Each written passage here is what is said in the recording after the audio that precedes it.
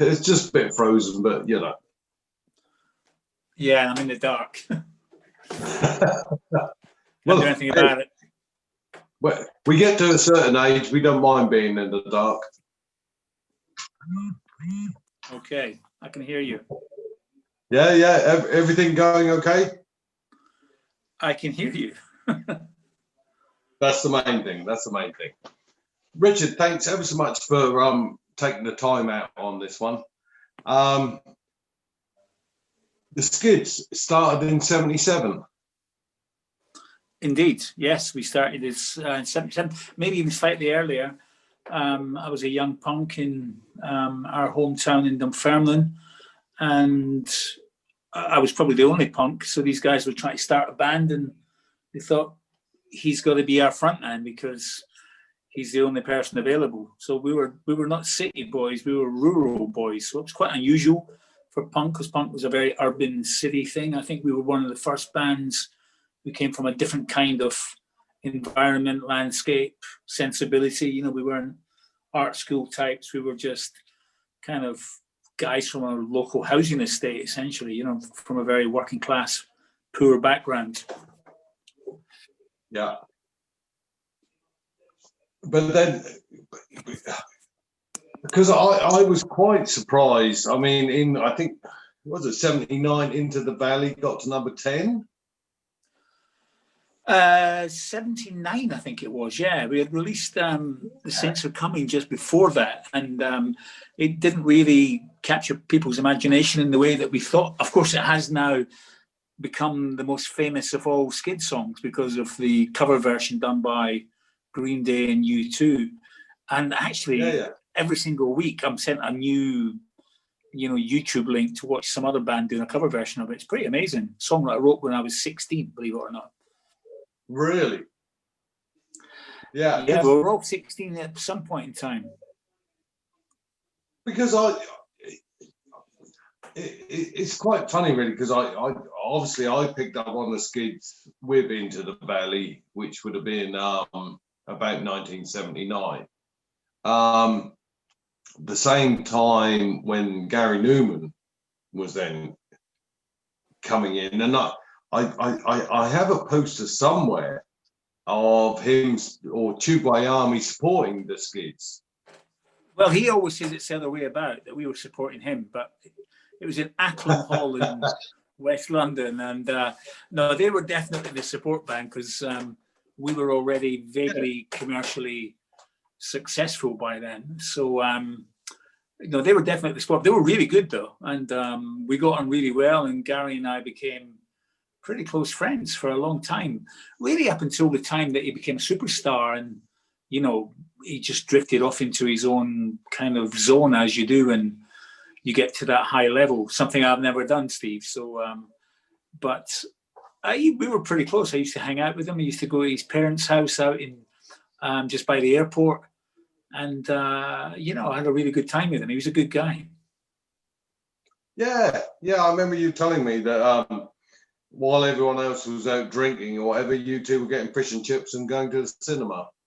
Yeah, that's exactly right. He did. I don't think he drank at all, and I didn't at the time, and certainly weren't particularly interested in drugs and stuff. And that was the flavour of the time. People were moving into kind of heavy usage of cocaine and heroin at the time, and both of us weren't interested. We just loved music, and obviously he was a complete Bowie nut.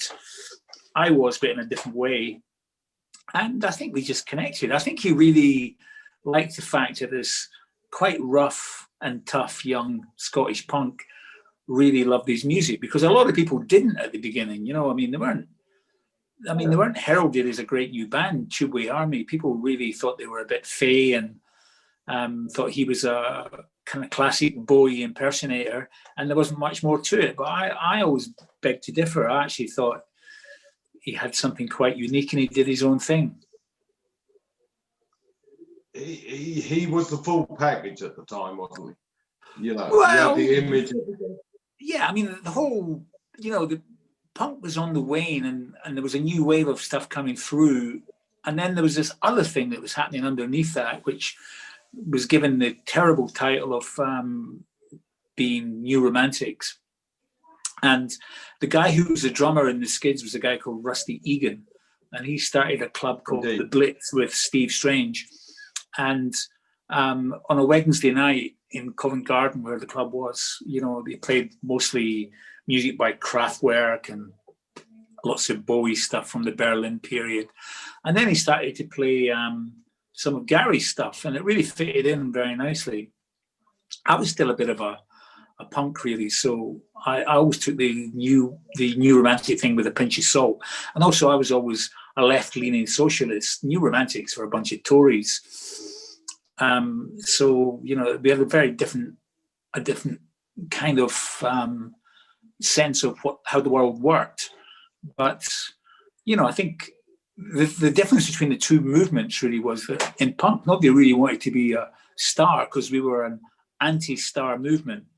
And then this other thing happened underneath it, and people like Gary and Steve Strange and Boy George, they all wanted to be stars. You know, that was the kind of crowning ambition. And whereas I saw it as something else, you know, I saw it as a stepping stone to other things. I was more interested in the politics of it. And as I say, you know, as soon as I met Gary's family out by Heathrow, his father worked in Heathrow, I think. He was an engineer or something there. They were kind of classic upper working class Tories, you know. And it was interesting for me to be mixing with him. But Sue, who was Gary's assistant, she was a great girl, very vivacious, beautiful blonde girl who ended up marrying Peter Mensch, the great manager who managed, you know, Def Leppard, Metallica, Madonna for a while, amongst many other things. Incredible manager. And he ended up managing my second band, The Armory Show, through my connection with Gary, because Sue had married Peter. So, you know, that connection worked really well for me. And she was great. I had a really good time with Gary always. You know, as I say, I knew the difference between us.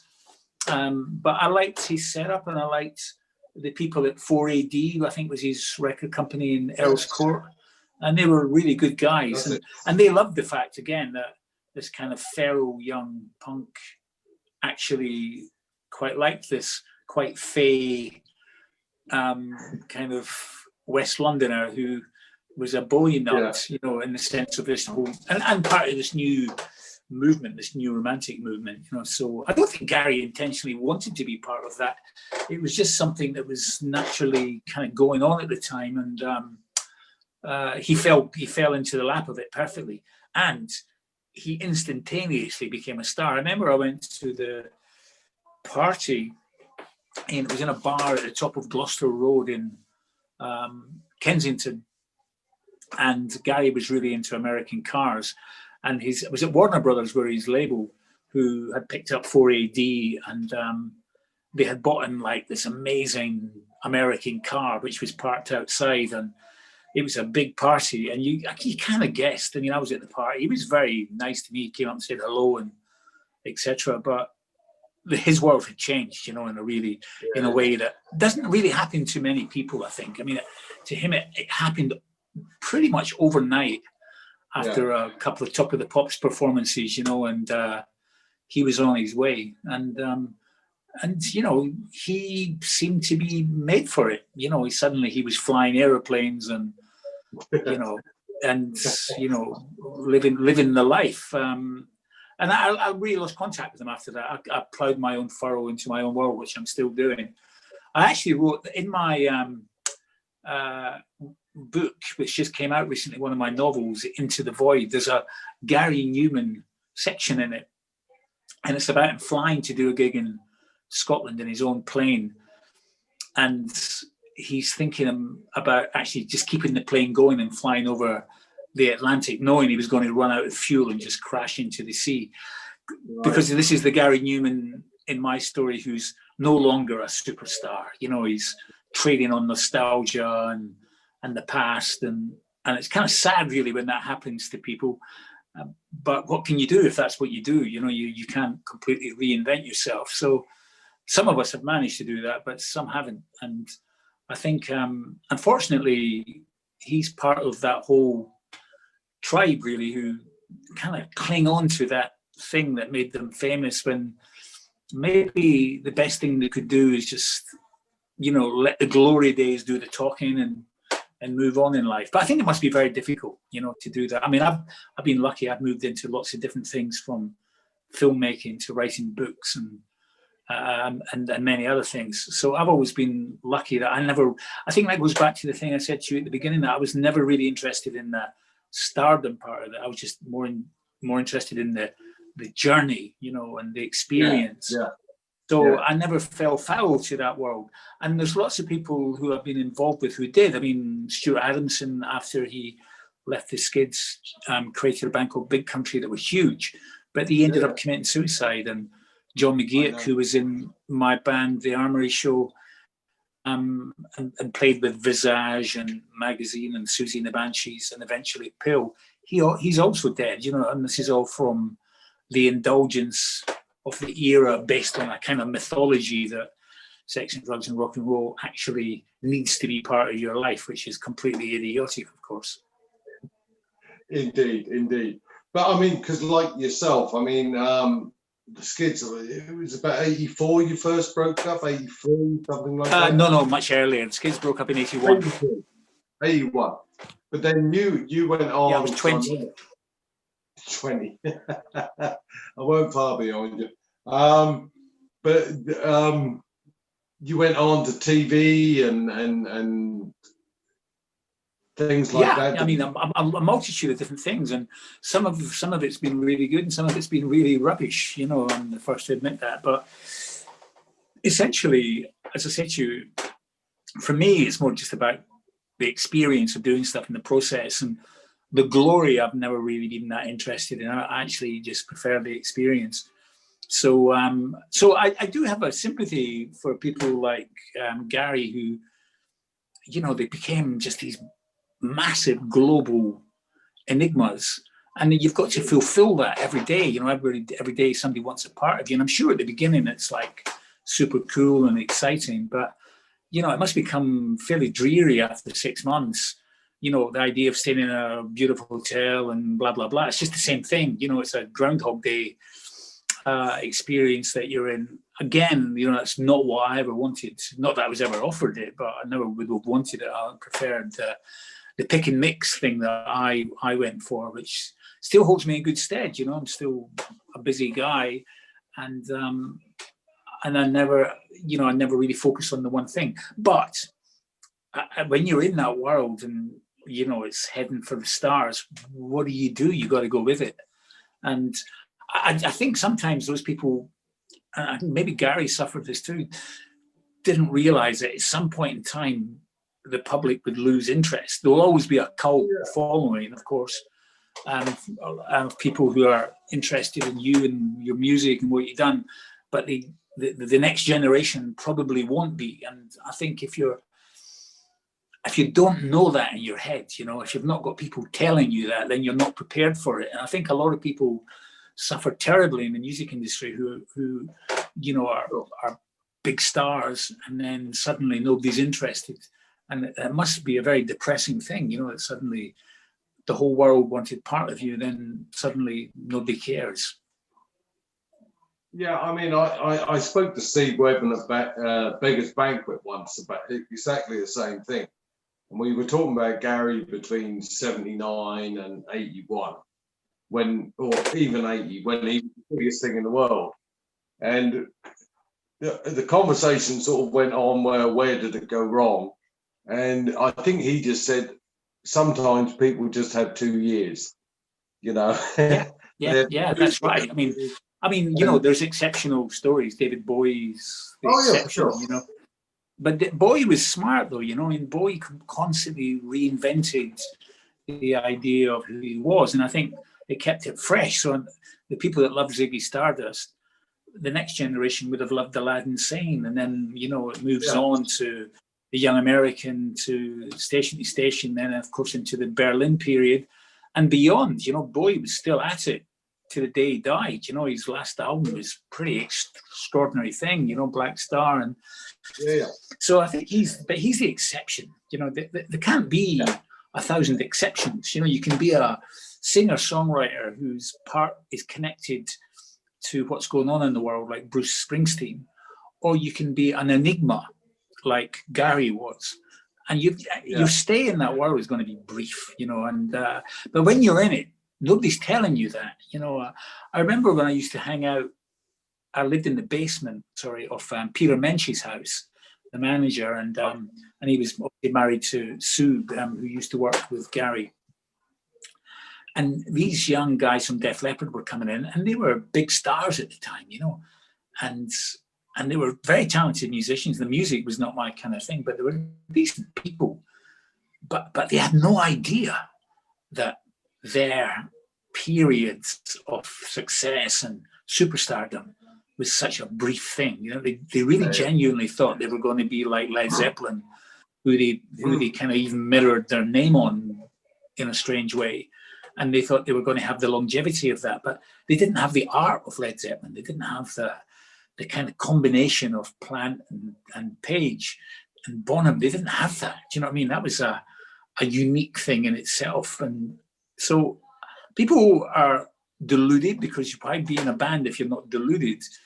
But at the same time, I think stardom, you think about how it works now. It's so corporate and vile now. At least Gary should be proud of what he achieved and how he achieved it. And he was, I think the whole thing with Bowie always upset him, that Bowie never kind of gave him the acknowledgement that he would have liked. But, that's life, right? It was a moment in time back then, wasn't it? So, I think then Bowie was almost fighting his way back into it slightly.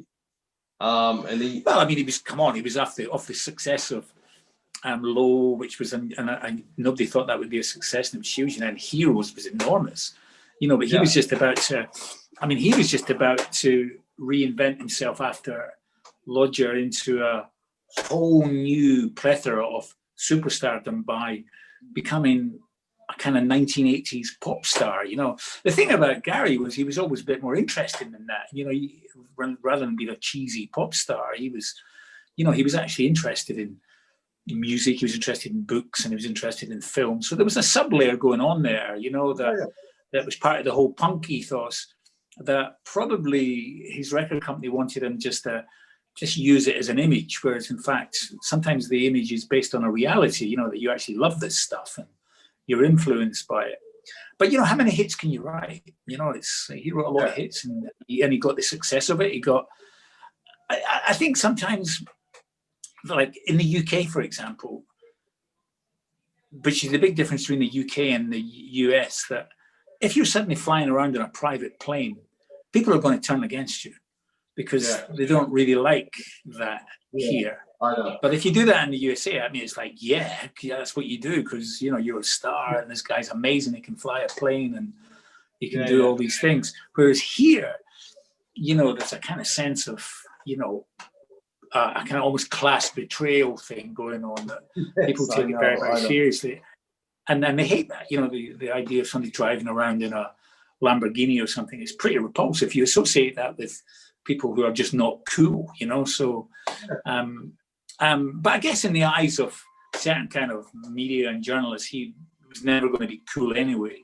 But he managed to, both connect with that Bowie audience that was young guys and young girls especially, and people who were in between the two, like gay kids really liked him a lot. So, he nailed it. I remember seeing him when he played Hammersmith Odeon, and it was brilliant. It was a brilliant show. The whole thing was great. He wasn't a great communicator on stage, but that music didn't want him to be a good communicator on stage. It wanted a kind of distance, and it was kind of much more of the Low second side of Heroes kind of era, that he was connected with. Yeah, but it worked well with in '79 when he done Hammersmith and that. Gary always says, well, he was too wooden and everything like that. But actually, for music, he was doing the right thing.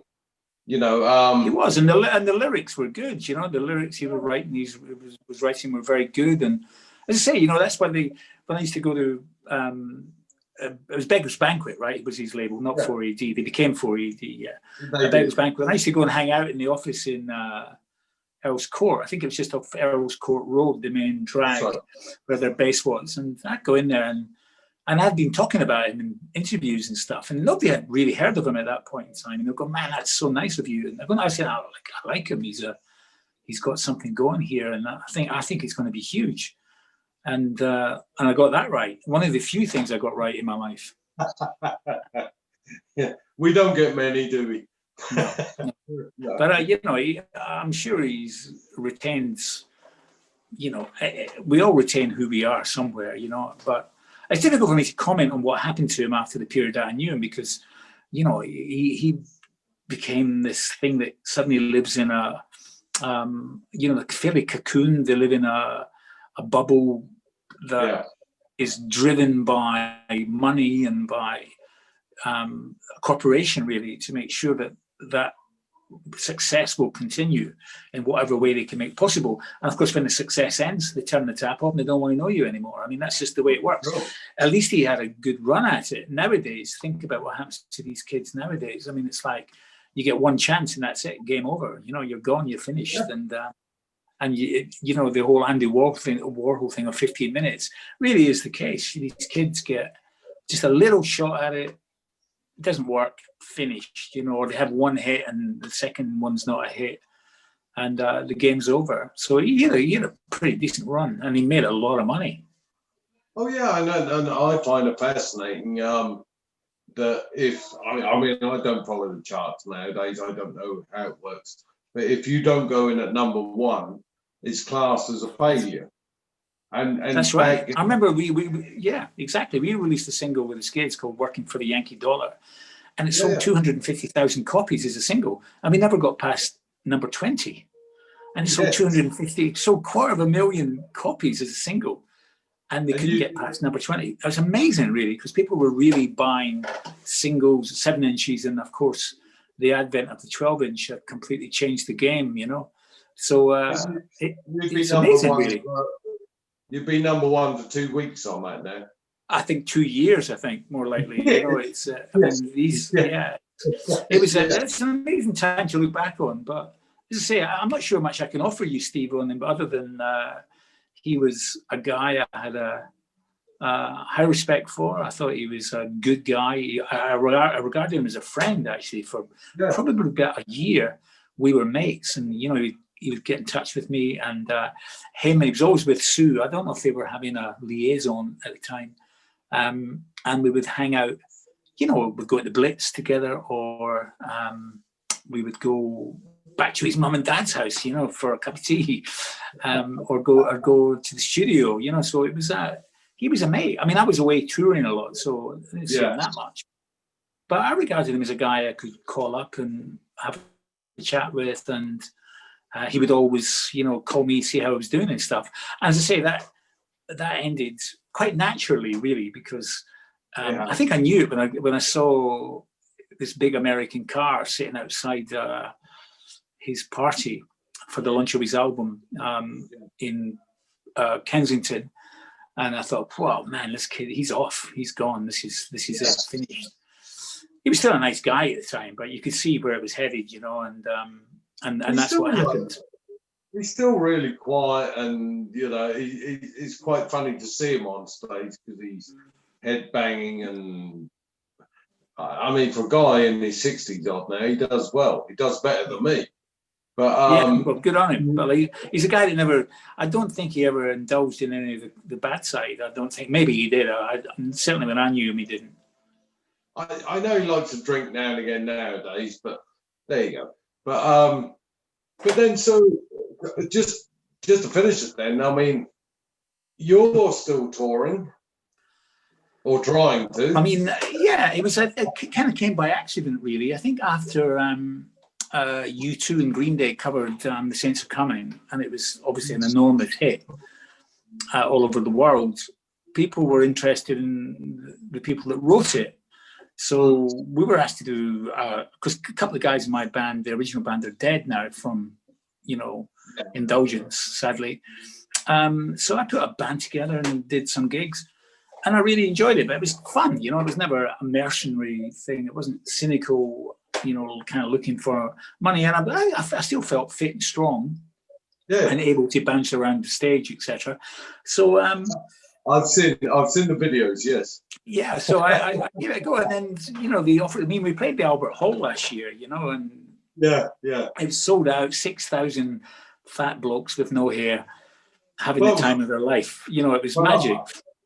I want to get one of them dance like Jobbo t-shirts, but then I can't dance. So. Well, you know, I mean, the thing is, again, you know, the starting point for it is to do it for a kind of sense of fun. So if you go in there in a mercenary, cynical way, thinking, "Oh my God, I'm going to make a lot of money," which you're not, and secondly, I'm going to relive that moment where I'm going to be kind of like a cool, young, famous kind of guy in a band again. You're not. So my starting point was very realistic. I knew all that, but then again, you know, I've got a lifetime experience of doing a lot of different things. So, and I've always been a bit of a communicator. So if you come to a Skids gig, I'm talking half the time, telling stories, and it's fun. And it's I take the piss out of the audience. I normally offer the whole audience out for a square go, as we say in Scotland. And it's great fun, and people have a really memorable time. And they absolutely know they've not come to see a band who just wants their money. You know, they've come to see a band who wants them to have a kind of a good time, a serious time. Some of the songs are very serious, of course. And I want it to be a memorable experience for them. And it's really worked. The nicest thing that's ever happened is when the last tour we ever did, which was big for the Skids, you know, we were doing the big Hammersmith Odeons of the world. We did an afternoon thing called Skids for Kids, and we would turn up at a school, wherever we were, Brighton or Birmingham or London or whatever, and do a gig in a play school, in the school, in the play yard, you know. At lunchtime. So we would clear it with the headmaster or headmistress, and we would turn up. And these kids were too young to come and see us because they were all 12 or 13. But of course, we were the first band they ever saw, and we were in their school yard, and we were quite famous. You know, we'd been on Top of the Pops the night before or something. And it stuck with them. And so this tour has been amazing because a lot of those kids who came to that gig are the people who've been coming to the gig because they wanted to say, the first band we ever saw was you, and it was in our schoolyard. And so these kind of things I really loved about it. But, you know, we live in strange times now. So all these things are being put on hold. Although we do these acoustic things, which I really love because it's more of a raconteur thing where you can just tell stories. And in fact, the one I'm doing on the 1st of November, I'm going to tell the story of hanging out with Gary. I never thought of using that story, but I will. Yeah, well, it is interesting because I remember when I first spoke to you, which was about 10 years ago, I think that. And the only thing I was going to ask you about was Tubeway Army supporting the Skids, but I didn't. Exactly. You got it right there. You got it right because a lot of people say the Skids because the poster says we're supporting them. No, it doesn't. It doesn't. There is a. If I can find it up, I'll send you the picture. It doesn't. Who cares anyway? But then you told me the whole story about Gary and everything, and I thought I never knew that, and I don't think many people do. You know. Well, I've got no bad memories of the guy. He was never, you know. I was like, I mean, I understood, like I say, when I was at his party, and I knew this guy was about to get into this superstar position in life, that I would never see him again, you know. So I was totally cool about that. But even, as I say, at the party, he was really nice to me. You know, he was so happy that I made the effort to come. And he didn't give me a drive in his car, though, that's for sure. It was a what do you call? What's the big American car with the two horses on the front? Oh, it's a Corvette. You got a Stingray. Stingray Corvette. Stingray, that's it. Yeah. I think that's. No, it was a Corvette. It was a Corvette. I got it wrong. And he had this new kind of souped up super Corvette kind of thing, which to me was the kind of thing that Rod Stewart would drive. And I was thinking, why are you in that piece of shit? Do you know what I mean?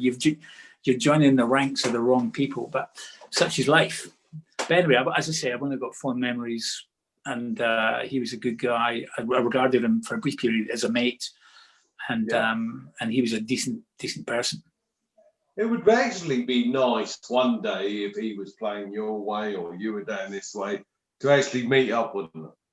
Yeah, well, if you speak to him, tell him to get my book Into the Void, which I think you can get on the internet, and there's a whole paragraph in there about him flying up to Edinburgh, which I think he would like.